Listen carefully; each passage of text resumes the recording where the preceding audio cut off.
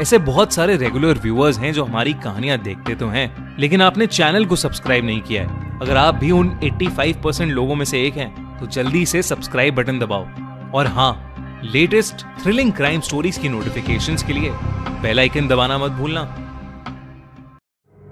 Ted Bundy, America's coldest serial killer, part 2। अगले कुछ महीनों में और भी ज्यादा लड़कियां गायब होने लगी। वहीं एलिजाबेथ चाहकर भी कुछ नहीं कर पा रही। अक्सर उसे सोते हुए एहसास होता कि टेड उसे घूर रहा है या उसे गलत तरह से छू रहा है, पर वो टेड के बढ़ते गुस्से से इतना डर गई थी कि उसने चुपचाप उसकी हर बात मानना शुरू कर दिया। ओरेगन और वॉशिंगटन पुलिस पागलों की तरह उस इंसान को ढूंढ रही थी जो इन लड़कियों को किडनैप करके उनके साथ जानवरों जैसा बर्ताव कर रहा था, लेकिन उन्हें कोई भी लीड नहीं मिल रही थी। इसी बीच कुछ स्टूडेंट्स पुलिस के पास आए।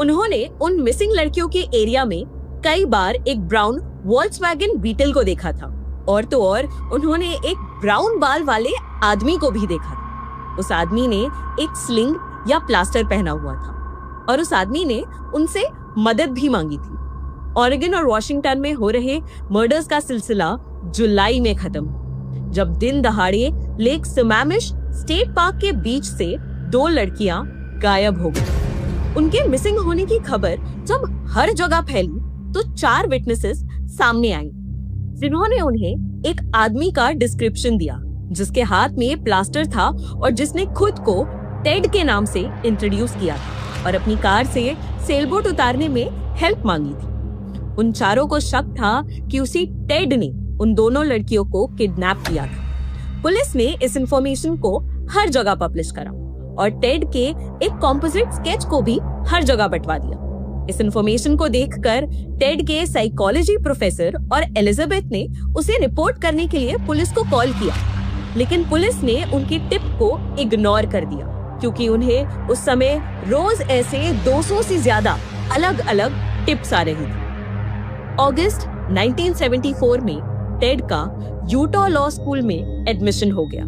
वो एलिजाबेथ को सिएटल में छोड़कर यूटा शिफ्ट हो गया, जहां उसने अपनी दरिंदगी जारी रखी। जब यूटा में हो रहे मर्डर्स की खबर हर जगह फैलने लगी तो एलिजाबेथ का शक और ज्यादा बढ़ गया और उसने यूटा पुलिस को फोन कर बताया कि उसके हिसाब से उसके बॉयफ्रेंड टेड बंडी ने ही वो सब क्राइम्स किए थे। पुलिस ने उसकी बात को फिर से इग्नोर कर दिया और अपनी इन्वेस्टिगेशंस जारी रखी। नवंबर 8 टेड बंडी ने 18 साल की कैरल डे रॉन्च को एक पुलिस ऑफिसर बनके अप्रोच किया और उसे उसके साथ पुलिस स्टेशन आकर उसकी कार पर हुए ब्रेक इन अटेम्प्ट की रिपोर्ट लिखवाने को कहा। टेड की कार में बैठने के बाद कैरल को रियलाइज हुआ कि वो लोग जिस रास्ते पे थे वो पुलिस स्टेशन का रास्ता था ही नहीं। टेड ने उसको हैंडकफ करने की भी कोशिश करी, लेकिन कैरल वहां से अपने आप को बचाकर भाग गई। उस दिन टेड ने एक और लड़की के साथ बदसलूकी करके उसका खून कर दिया और धीरे धीरे आसपास के 3 और स्टेट्स में अपना आतंक फैलाना शुरू कर दिया। वॉशिंगटन पुलिस मॉडर्न टेक्नोलॉजी का यूज करके उन सभी लोगों को ढूंढने लगी जिन पर जोर जबरदस्ती करने के एलिगेशंस थे, जिनका नाम टेड था और जिनके पास वॉल्क्सवैगन गाड़ी थी। उन्होंने टॉप 100 सस्पेक्ट्स की एक लिस्ट बनाई जिसमें टेड बंडी टॉप पर था। वॉशिंगटन पुलिस को टेड बंडी के अगेंस्ट बस एक और कॉन्क्रीट प्रूफ चाहिए था और तभी उनके पास टेड बंडी के यूटा में अरेस्ट होने की न्यूज आई। अगस्त 16, 1975 यूटा हाईवे पेट्रोल के ऑफिसर बॉब ने टेड बंडी को यूटा की एक रेसिडेंशियल एरिया से अरेस्ट किया। दरअसल टेड देर रात उस एरिया में अपनी गाड़ी बहुत तेजी से चलाते हुए उस एरिया के चक्कर काट रहा था। बॉब ने उसकी गाड़ी को रोका और उसके अंदर से उसे एक ski mask, handcuffs, crowbars, ice packs, trash bags और एक रस्सी का कॉइल मिला, जो ऑफिसर बॉब को चोरी के इक्विपमेंट्स लग रहे थे, जिसके चलते उन्होंने उसे अरेस्ट कर लिया। कोई सॉलिड प्रूफ न होने की वजह से टेड को छोड़ दिया गया, लेकिन पुलिस ने अब उस पर 24 घंटे सर्वेलेंस रखना शुरू कर दिया। इसी बीच कुछ डिटेक्टिव्स एलिजाबेथ से मिलने सियाटल गए, जहां एलिजाबेथ ने उन्हें टेड के पास से मिले सस्पिशियस चीजों के बारे में बताया। सितंबर में टेड ने अपनी बीटल कार एक टीनेजर को बेच दी। यूटा पुलिस ने उस गाड़ी को सीज कर लिया। FBI के टेक्नीशियंस ने उसे डिसमेंटल किया और उसकी तलाशी ली। उन्हें उस कार में विक्टिम से मैच करते हुए बालों के टुकड़े मिले, जिसमें से एक सेट कैरल का भी था। एक पुलिस लाइनअप में कैरल और कुछ और विटनेसेस ने टेड बंडी को पहचान लिया, लेकिन उसे उस केस में भी बेल मिल गई।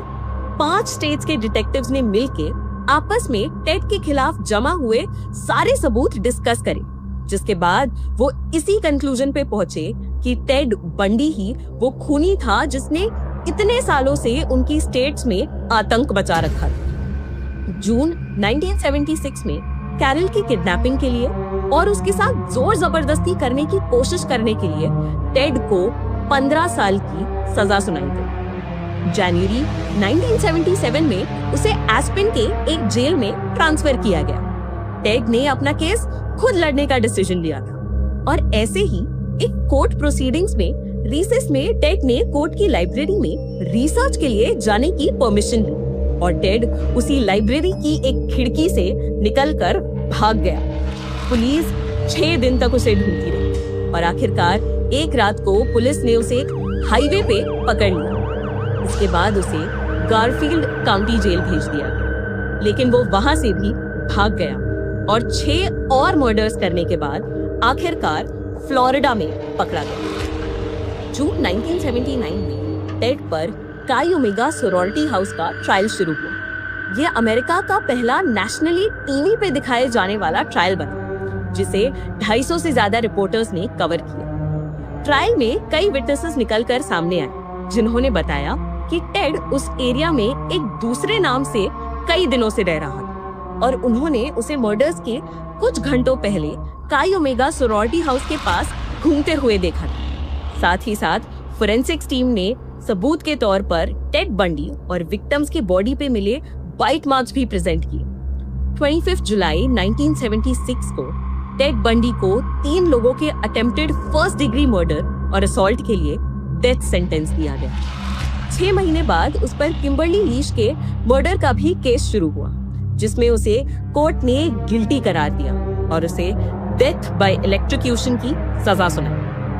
अपनी इलेक्ट्रोक्यूशन से पहले टेड ने स्टीफन मैकफोर्ड और ह्यूग एंसवर्थ के साथ एक सीरीज ऑफ इंटरव्यूज किए, जिसमें उसने थर्ड पर्सन में अपने सारे क्राइम्स के बारे में उन्हें बताया। उसने ये भी बताया कि उसे लड़कियों के साथ बदसलूकी करने में बहुत मजा आता है। टेड ने डिटेक्टिव्स के सामने अपने सारे क्राइम्स कन्फेस किए और उन 30 लोगों के बारे में बताया जिन्हें उसने मारा था।